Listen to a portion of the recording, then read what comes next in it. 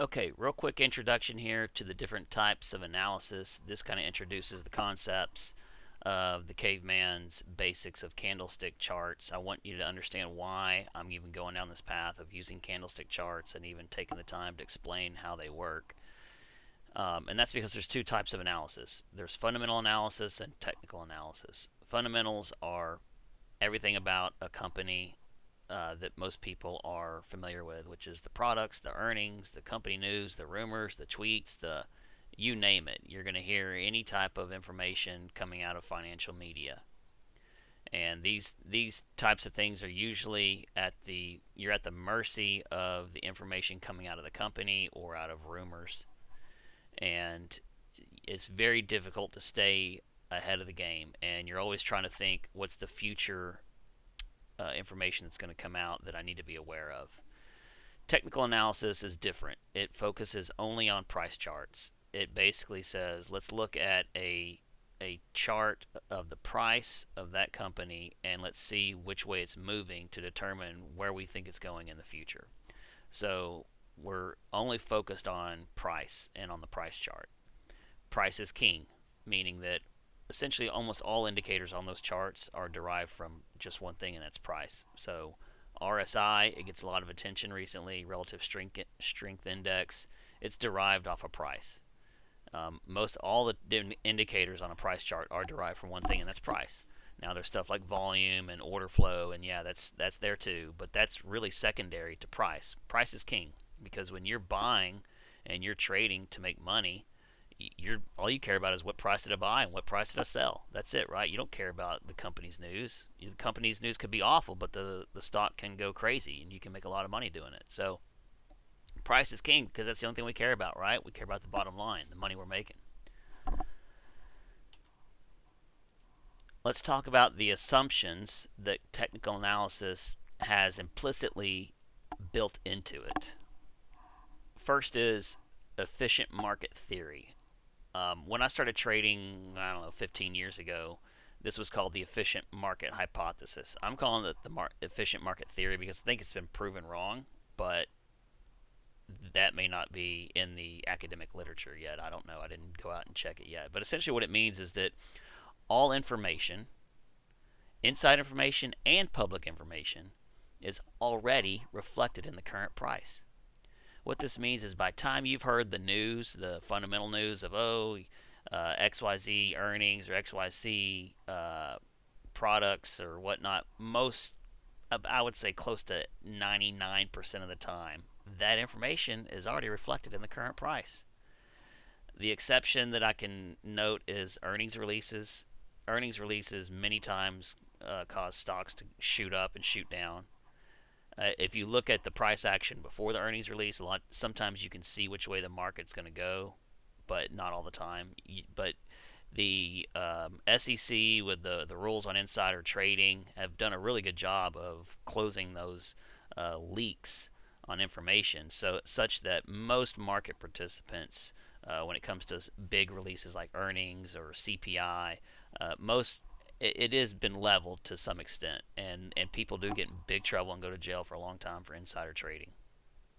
But essentially, and I'll show you an example of this. You can go back in time, and when you can look at a press release, and you can look at the price a couple days before, and you can see that if you had just looked at the price, you didn't need the press release to know what was going on, and I'll show you that.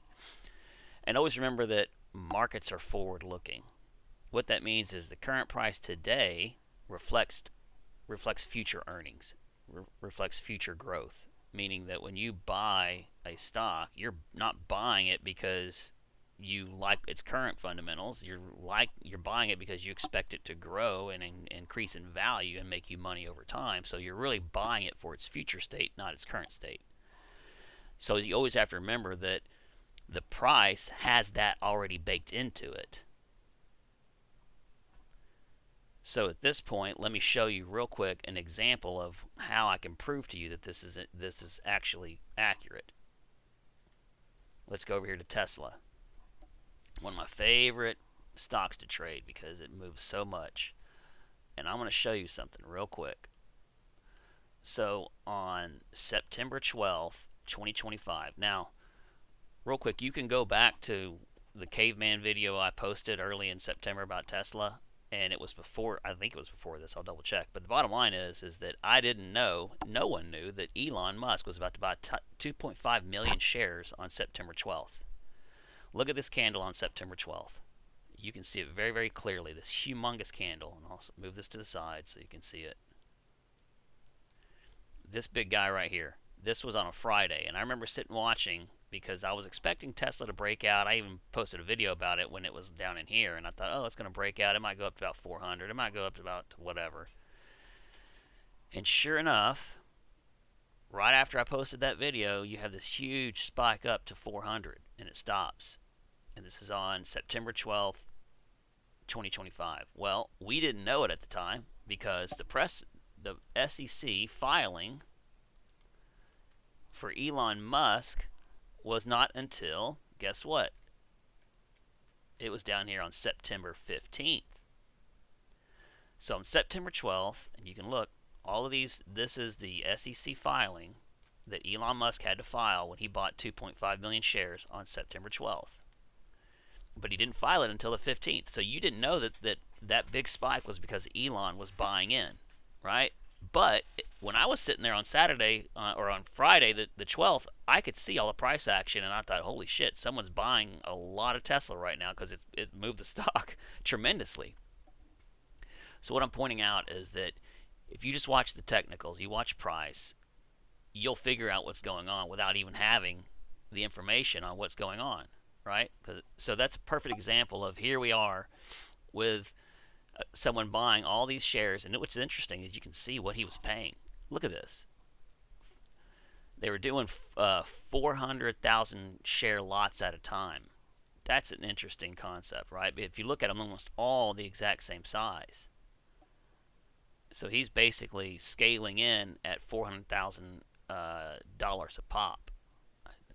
Here's the shares over here.